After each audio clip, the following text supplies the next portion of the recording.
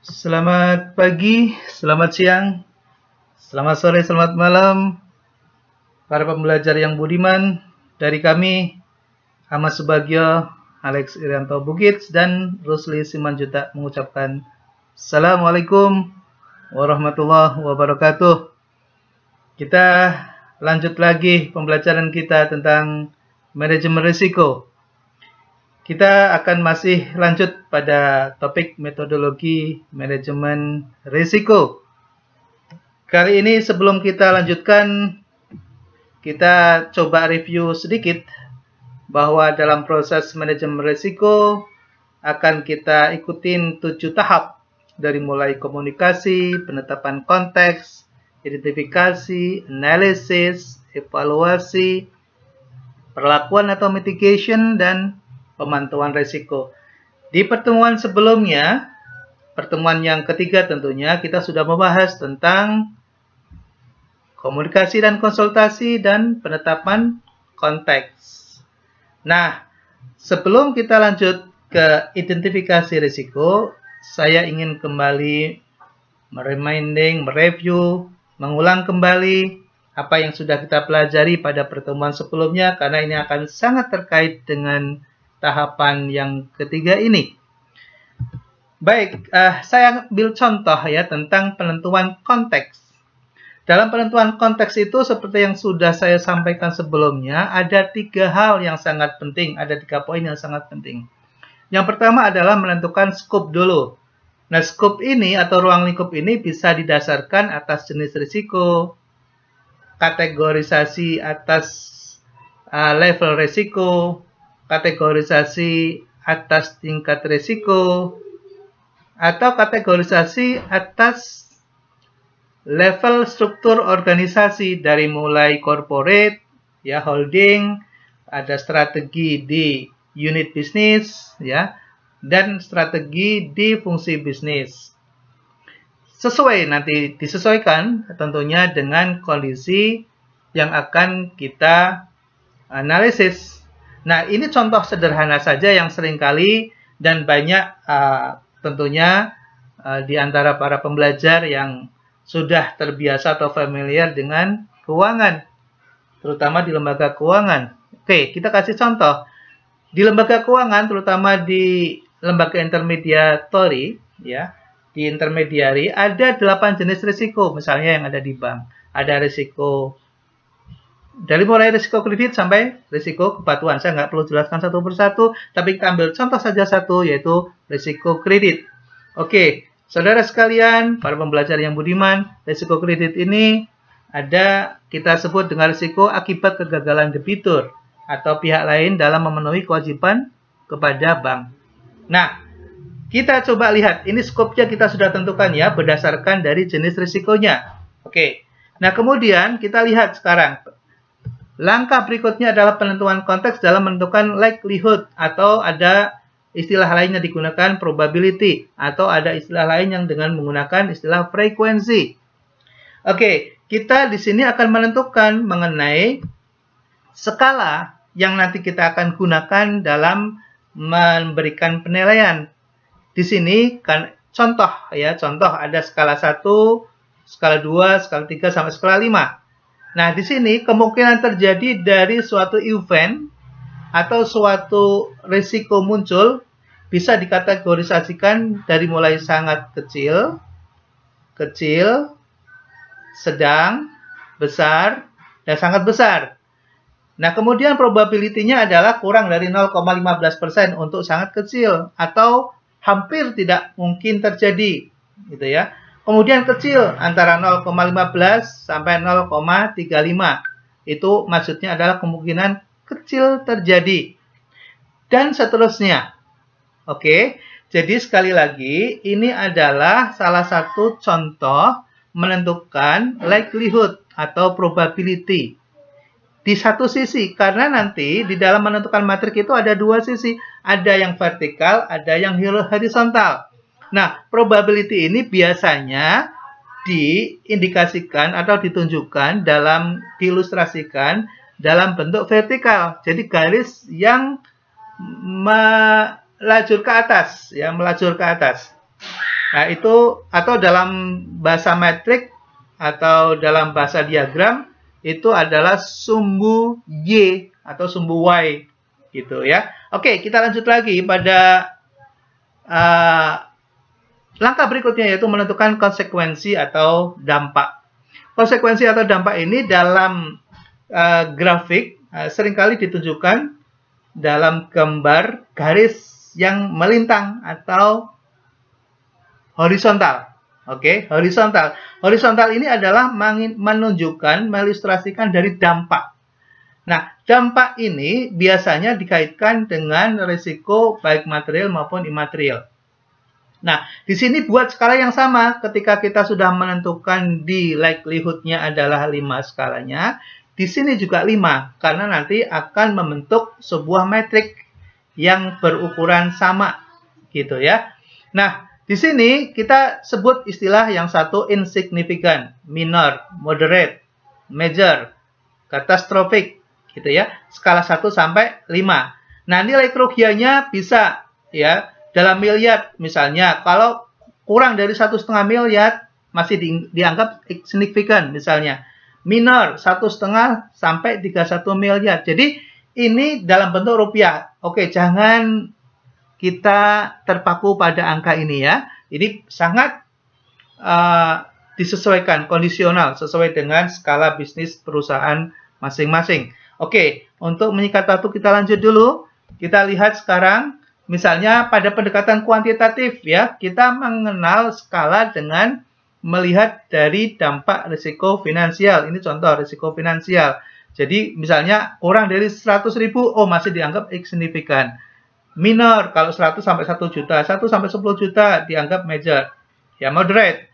Kemudian major kalau 10 sampai 1 miliar, di atas 1 miliar catastrophic. Ini angka-angka ini tentunya situasional, kondisional sesuai dengan kondisi masing-masing perusahaan. Oke. Lanjut lagi. Kita di dalam menentukan konteks, kita juga sudah menentukan mengenai tingkat risikonya. Kita lihat dari skala tadi ya. Ada skala 1, 2, 3 berdasarkan dari kemungkinan dan dampaknya. Oke. Jadi kalau misalnya contoh ada kemungkinan probability-nya 2 misalnya ya, ini 2. Kemudian ada dampaknya 5 ya. 5 ini katastrofik gitu ya, yang sangat tinggi, dan 2 ini artinya kemungkinan atau probability-nya itu pada skala 2 seperti yang tadi di atas, maka masuk dalam kategori sangat tinggi. Ini contoh, tingkat risikonya adalah sangat tinggi. Nah, ini akan menjadi panduan pada saat nanti kita akan melakukan langkah penilaian risiko. Jadi, saudara sekalian, para pembelajar yang budiman, ketiga hal ini kita sudah tentukan sebelum kita melakukan penilaian risiko. Nah, sekarang sebagai gambaran yang agak sedikit komprehensif ya, di sini selain ada tingkat risiko, kita juga menentukan metriknya nanti. Nah, di sini karena ada 5 level, ada level 1, 2, 3, 4, sampai 5, maka di metrik juga sama. Ada level 1, level 2, kalau kita lihat warnanya berbeda, oke. Lihat warnanya berbeda, maaf, kepencet nih. Oke, jadi di sini ada ini level 1, level 2, level 3, level 4, level 5. 5 itu adalah sangat tinggi, ya. Ini adalah sangat rendah, warna ini. Kemudian ini ada warna merah muda, itu adalah rendah. Kemudian sedang, ini warna biru ditunjukkan. Kemudian ada angka violet, ya. Warna violet itu adalah tinggi, dan di sini ada orange, itu adalah sangat tinggi. Masalah warna adalah selera ya. Ini hanya contoh saja. Baik, kita lanjutkan sekarang kepada topik bahasan kita yang utama, yaitu identifikasi risiko. Risk identification ya. Kita sudah masuk pada topik yang keempat. Ya, pertemuan yang keempat. Itu tadi adalah mengantarkan. Nah, identifikasi risiko ya adalah merupakan salah satu langkah yang kita akan lakukan dalam proses manajemen risiko. Kita sudah sebutkan tadi, ini adalah langkah yang ketiga. Ya. Nah, dalam identifikasi risiko ini, Oke, saya ingatkan lagi bahwa langkah yang pertama adalah adanya komitmen, komunikasi, dan konsultasi. Langkah yang kedua adalah penentuan konteks. Nah, yang ketiga adalah risk identification. Oke, untuk mengingatkan kembali. Oke, saudara sekalian, identifikasi risiko itu adalah bagaimana kita akan mengenal dan memahami risiko yang mungkin timbul dari kegiatan, baik yang baru atau kegiatan yang akan kita lakukan di masa yang akan datang. Kalau misalnya contoh di sini ada risiko likuiditas, ada risiko bunga, ada risiko operasional berdasarkan dari jenisnya misalnya ya. Nah, identifikasi risiko ini dilakukan secara berkelanjutan. Dipahami baik pada tingkat transaksi maupun portofolio dan perusahaan secara keseluruhan. Jadi, kita melakukan identifikasi ini secara komprehensif sebagaimana prinsip-prinsip di dalam manajemen risiko. Namun, sekupnya kita bisa lakukan pembatasan agar lebih fokus dan strong forward dalam melakukan mitigation. Lanjut. Next. Nah, sekarang kita lanjutkan lagi. Identifikasi risiko ini tujuannya untuk mengidentifikasi risiko yang harus dikelola melalui proses yang sistematis dan struktur. Jadi langkah-langkah kita ini bukan menggunakan langkah zigzag yang tidak jelas dan arahnya, makanya kita perlu mengetahui tentang metodologinya. Gitu ya. Proses ini sangat penting karena risiko yang tidak teridentifikasi pada proses ini tidak akan ditangani pada proses-proses selanjutnya. Oke, ingat itu. Jadi, pada saat kita melakukan identifikasi risiko, maka seluruh potensi risiko itu harus mampu diidentifikasi untuk masuk menjadi yang namanya risk area atau wilayah risiko. Nah, proses ini juga harus mengupayakan untuk mengidentifikasi risiko-risiko baik yang dalam kendali perusahaan maupun yang di luar kendali perusahaan atau eksternal. Nah, saudara sekalian, para pembelajar yang budiman, ini adalah beberapa metodologi untuk melakukan identifikasi terhadap risiko. Ini kalau kita bahas, wow, bisa 1 semester. Tapi, nggak usah khawatir. Kita ambil salah satu saja dengan menggunakan metode Delphi. Itu yang seringkali dilakukan. Yaitu dengan melibatkan para ahli atau mereka yang punya expert di bidangnya. Sehingga kita bisa mendapatkan informasi dan data yang akurat, yang faktual, dan tentunya objektif sesuai dengan kondisi dan ruang lingkup objek risiko yang akan kita identifikasi. Jadi, mohon maaf, saya nggak akan menjelaskan satu persatu karena waktunya pasti dibutuhkan sangat panjang. Kita ambil salah satu aja metode Delphi. Oke. Nah, sekarang kita akan lihat contoh nih. Di dalam model Delphi, kita tentunya akan berkaitan dengan proses bisnis. Ya, kita ambil contoh misalnya yang paling banyak orang tahu tentang proses perkreditan. Bagaimana sih proses kredit itu berjalan? Oke, saya menggunakan terminologi kredit ya. Mungkin ada yang dari syariah menggunakan terminologi pembiayaan. Oke. Anyway, kita coba lihat. Pertama, permohonan kredit. Ini adalah proses bisnis. Oke. Analisis kredit. Setelah dianalisis, kemudian diputuskan. Oke, ada persetujuan kredit. Kemudian ada realisasi atau pencairan kredit. Setelah itu selesai, kemudian dilakukan monitoring. Oke. Setelah monitoring, kemudian proses penyelesaian kredit.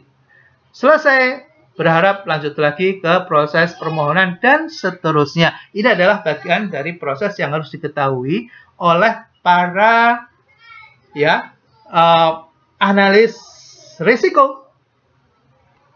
Oke, next. Nah, sekarang kita lebih buka lagi secara lebih detail dari proses kredit tadi. Kita ambil contoh saja salah satu, yaitu mengenai persetujuan kredit. Ya, dari proses tadi kita ambil satu, yaitu persetujuan kredit. Oke, persetujuan kredit. Nah, Di sini kalau kita lihat pelakunya ada 3 nih, ya, ada debitur, ada notaris, ada asuransi yang terlibat secara langsung. Sedangkan prosesnya, prosesnya kita lihat. Di sini mulai dari input, ya, kemudian ada proses dan kemudian ada output. Oke. Kalau kita lihat di sini ada R1, ini maksudnya risk area, risk area, ya, risk area atau wilayah risiko. Wilayah risiko yang pertama adalah ketika proses pengumpulan dokumen dan data dari calon nasabah. Kemudian setelah itu kita lihat yang warna merah, ya, warna merah nomor 2. Nah, ketika proses permohonan berlangsung, maka di situ ada wilayah risiko yang kedua. Kemudian setelah itu ada melengkapi dari dokumen-dokumen, yaitu risiko R3 ketika dokumen tidak lengkap. Nah, kemudian lanjut lagi ke seksi pemasaran, di sini diproses. Kemudian ada analisis kredit. Nah, R4 ini wilayah area risiko pada R keempat dan seterusnya. Ya. Jadi yang merah-merah itu sampai nomor 12, ya, di sini itu adalah semua aktivitas atau event-event yang memiliki potensi untuk munculnya suatu risiko. Lanjut, next. Sekarang kita identifikasi risiko yang akan muncul apa? Risk 1 tadi, dokumen tidak lengkap nomor 1. Coba lihat, perhatikan baik-baik. Risk area 1, dokumen tidak lengkap. Kedua, kartu identitas debitur palsu. Ketiga, analisis kredit tidak dilengkapi dengan sistem informasi debitur. 4, debitur menikmati fasilitas kredit dengan menggunakan agunan atas nama orang lain. Nah, itu yang tadi R1, R2, R3, R4, di situ penjelasannya. Suatu wilayah risiko yang sudah diidentifikasi oleh analis kredit kita. Lanjut. Kemudian setelah itu baru kita akan melakukan penilaian. Oke. Penilaian risiko. Nah, penilaian risiko ini diukur untuk mengetahui dampaknya terhadap profitabilitas dan modal. Pengukuran dapat dilakukan dengan menggunakan teknik dari model yang standar hingga yang lebih kompleks.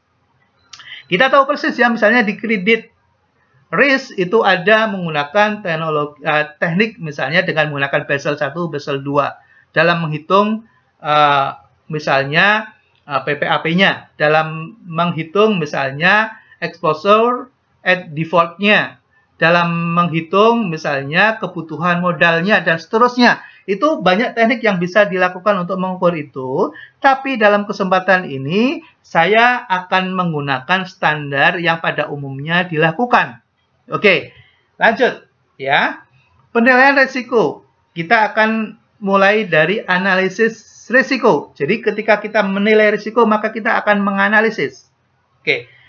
Yaitu upaya untuk memahami risiko lebih dalam hingga dapat menentukan tingkat risiko dari setiap risiko yang teridentifikasi.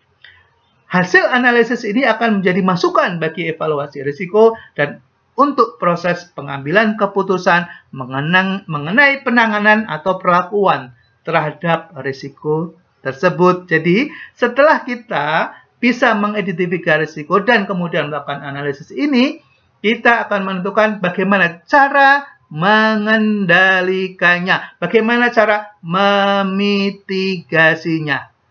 Oke, para pembelajar yang budiman. Kita lanjutkan lagi. Nah, untuk melakukan analisis ini kita bisa menggunakan dua pendekatan sebetulnya. Bisa menggunakan pendekatan kualitatif, bisa juga menggunakan pendekatan kuantitatif. Tapi cara yang lebih terukur kita akan menggunakan dalam contoh pembelajaran kita pada kali ini adalah dengan menggunakan pendekatan kuantitatif agar lebih mudah dipahami. Nah, ini adalah contoh dari analisis kuantitatif. Berdasarkan dari hasil audit yang dilakukan dalam credit risk audit, ditemukan bahwa penyebab kredit bermasalah antara lain bla bla bla bla. Coba mungkin Bapak Ibu sekalian, para pembelajar yang budiman bisa melihat dari grafik ini. Karena tidak sesuai antara tujuan kredit ya dengan pelaksanaan penggunaannya. Piutang macet. Jadi nasabah memiliki piutang dan kemudian macet, dan kemudian itu yang menimbulkan kredit bermasalah. Manajemen dari nasabah lemah, ya. Kemudian misalnya ditipu, ya, pesaing usaha yang semakin besar membuat kemudian usaha dari nasabah menjadi turun kinerja dan seterusnya. Itu adalah hasil dari analisis yang dilakukan. Nah, kemudian dari informasi yang ada itu dibuatlah penilaian. Nah, ini contoh, misalnya, ya. Nah, pada umumnya kredit bermasalah itu disebabkan, ini contoh menggunakan penilaian berbasis pada internal. Ya, kalau tadi eksternal, contoh yang tadi barusan saja, slide sebelum kita masuk ke slide yang saat ini, itu adalah karena adanya sebab eksternal. Nah, ini sebab internal yang under control, yang bisa kita kendalikan. Contoh rest area tadi, ada keputusan kredit, ada pencairan kredit atau realisasi kredit. Di situ kita menemukan, ternyata di dalam keputusan kredit ada intervensi dari pihak lain. Contoh, misalnya di koperasi, ini yang seringkali terjadi. Pengurus atau pengawas melakukan intervensi kepada para pengelola. Sehingga dari situ proses kredit yang dijalankan tidak lagi sesuai dengan prosedur. Dan ternyata itu setelah ditemukan beberapa kredit macet yang muncul, sebabnya adalah karena itu. Jadi antara SOP dengan pelaksanaan berbeda. Dan kemudian analis risiko kredit memberikan di sini nilai. Coba kita lihat nilainya. Oke, ini nilai yang pertama tadi. Nilainya 2. Kemudian dampaknya 5. 5 itu adalah katastrofik. Itu yang terbesar. Kalau kita lihat, ada kesempatan tarik lagi ke atas. Kalau ada probability di angka 2, skala 2, dan dampaknya ada di skala 5, maka masuk dalam tingkat risiko very high, sangat tinggi. Oke.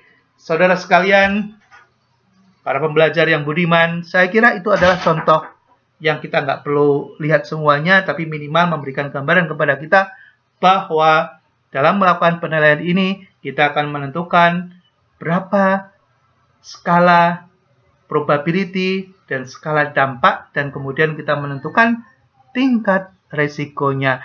Ini adalah gambaran sebelum adanya mitigasi, sebelum adanya pengendalian. Nah, tugas dari manajemen risiko atau manajer risiko atau risk owner adalah melakukan mitigation untuk mengurangi terjadinya tingkat risiko yang sangat tinggi itu turun menjadi misalnya tinggi. Apa yang harus dilakukan? Nanti kita lanjut pada mitigation. Saudara sekalian, sampai di sini perjumpaan kita dalam pembelajaran jarak jauh. Mudah-mudahan bermanfaat. Dan tentunya tetap terus semangat.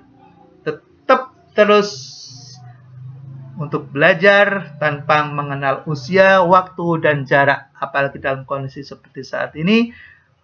Mudah-mudahan Tuhan selalu melindungi kita. Allah Ta'ala selalu bersama kita. Terima kasih. Assalamualaikum warahmatullahi wabarakatuh.